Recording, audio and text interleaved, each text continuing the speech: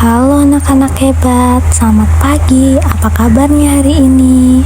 Hari ini kita akan belajar tentang sistem pernapasan. Sebelum masuk ke materi, ada beberapa tujuan pembelajaran yang harus kita pahami terlebih dahulu.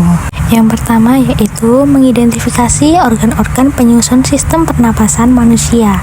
Dan yang kedua, menjelaskan fungsi masing-masing organ pernapasan. Yang ketiga, mendemonstrasikan proses pernapasan, inspirasi, dan ekspirasi.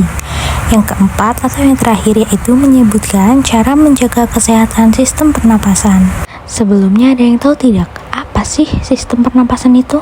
Ya, sistem pernapasan adalah sekelompok organ dan struktur yang bekerja sama untuk melakukan pertukaran gas antara tubuh dengan lingkungan luar. Sistem ini bertanggung jawab untuk mengambil oksigen dari udara dan mengeluarkan karbon dioksida sebagai hasil sisa metabolisme sel. Selanjutnya yaitu organ-organ pernapasan. Organ pernapasan itu ada banyak sekali. Yang pertama itu ada hidung atau bisa disebut nasus. Hidung itu merupakan pintu masuk udara pernapasan. Nah, di dalam rongga hidung itu terdapat seperti rambut hidung yang fungsinya itu untuk menyaring debu dan partikel besar. Yang kedua itu ada selaput lendir. Selaput lendir itu berfungsi untuk menghasilkan lendir untuk menjebak kuman dan partikel kecil. Dan ada pembuluh darah atau kapiler yang menghangatkan udara. Selanjutnya itu tenggorokan atau faring dan laring. Setelah melewati hidung, udara itu masuk ke faring. Faring itu adalah persimpangan antara saluran pernafasan dan pencernaan. Yang kedua itu laring. Laring itu terdapat pita suara yang bergetar pada saat kita berbicara. Nah, pada pangkal laring itu terdapat katup epiglotis yang menutup saat kita menelan makanan sehingga makanan tidak masuk ke saluran pernapasan. Yang ketiga itu ada batang tenggorokan, biasa disebut dengan trakea. Trakea itu berbentuk seperti pipa dengan panjang 10-12 cm. Dindingnya itu diperkuat oleh cincin-cincin tulang rawan yang berbentuk seperti huruf C. Cincin ini menjaga agar trakea itu tidak kempis saat kita menarik napas. Yang keempat itu ada cabang batang tenggorokan atau biasa disebut dengan bronkus. Trakea itu bercabang menjadi dua bronkus. Yang pertama itu ada bronkus kanan. Bronkus kanan ini menuju paru-paru kanan lebih pendek dan lebar. Yang kedua itu ada bronkus kiri, yaitu menuju paru-paru kiri lebih panjang dan sempit. Selanjutnya itu ada cabang-cabang kecil atau biasa disebut dengan bronkiolus. Bronkus itu bercabang-cabang lagi menjadi bronkiolus yang semakin kecil. Ini mirip dengan percabangan pohon. Bronkiolus itu tidak memiliki cincin tulang rawan, beda dengan bronkus yang sebelumnya. Yang selanjutnya itu ada paru-paru atau pulmo. Nah, paru-paru itu terletak dalam rongga dada, dilindungi oleh tulang rusuk. Paru-paru itu memiliki ciri-ciri yang pertama itu berwarna merah pada anak-anak, agak keabu-abuan itu pada dewasa. Yang kedua itu lunak, elastis, dan seperti spons. Yang ketiga, paru-paru kanan lebih dari 3 gelambir dan paru-paru kiri terdapat 2 gelambir. Yang terakhir itu ada alveolus atau jamak alveoli. Bronkiolus terkecil berakhir pada gelembung-gelembung udara yang disebut dengan alveolus. Alveolus sendiri itu memiliki ciri-ciri. Yang pertama itu berbentuk seperti buah anggur. Yang kedua, dindingnya sangat tipis setebal 0,004 mm.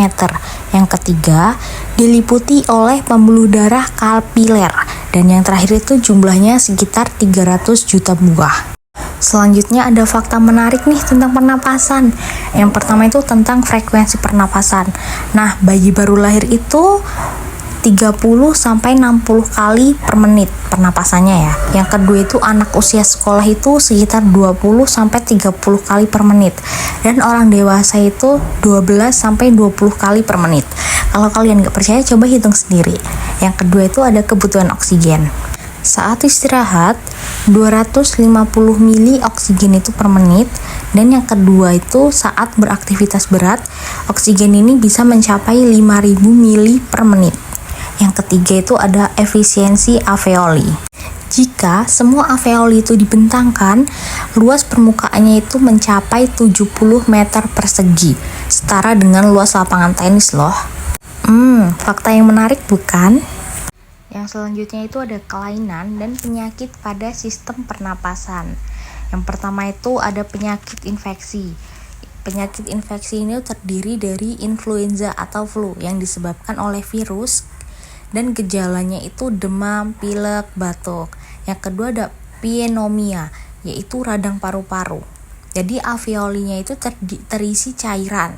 Yang ketiga itu ada tuberkulosis atau TBC yang disebabkan bakteri Mycobacterium tuberculosis. Yang kedua yaitu penyakit non-infeksi atau penyakit yang tidak infeksi. Yang pertama itu ada asma. Jadi asma itu penyempitan saluran pernapasan karena alergi atau faktor lain. Yang kedua, emisisesa, yaitu rusaknya dinding alveoli sering disebabkan oleh rokok. Hati-hati nih kalian yang suka merokok. Yang ketiga ada kanker paru-paru, yaitu pertumbuhan sel tidak normal di paru-paru. Nah, yang tadi ada penyakit-penyakit, yang sekarang itu cara menjaga kesehatan sistem pernapasan agar tidak terkena penyakit-penyakit yang tadi. Yang pertama itu menerapkan pola hidup sehat. Yang pertama itu mengonsumsi makanan bergizi, terutama yang kaya vitamin C. Yang kedua, minum air putih minimal 8 gelas per hari. Dan yang ketiga itu istirahat yang cukup, jangan begadang. Yang kedua ada menghindari faktor resiko. Yang pertama ada tidak merokok dan menghindari asap rokok. Jadi kalau semuanya kalian mendekat orang yang sedang merokok, mending kalian menghindar daripada terkena asapnya yang menjadi resiko. Yang kedua yaitu menggunakan masker di lingkungan berpolusi. Yang ketiga menjaga kebersihan lingkungan. Yang terakhir yaitu membiasakan etika batuk dan bersin. Jadi yang pertama itu menutup mulut dan hidung dengan tisu atau lengan atas ketika kalian batuk atau bersin. Yang kedua, mencuci tangan dengan sabun setelah batuk atau bersin. Bagaimana pemaparan materi Ibu hari ini? Apakah bisa dipahami? Dan jika ada pertanyaan mohon ditanyakan mumpung Ibu masih ada di dalam kelas. Jika cukup, kita lanjutkan di minggu depan. Ibu akhiri. Assalamualaikum warahmatullahi wabarakatuh.